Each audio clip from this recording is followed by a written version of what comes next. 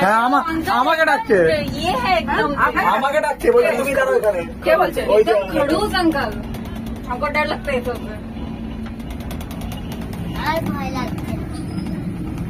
धीरे उतारता, अगर जोर से उतारता ना।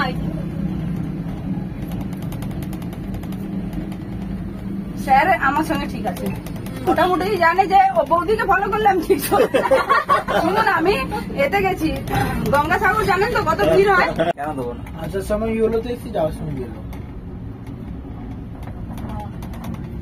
हवा हवा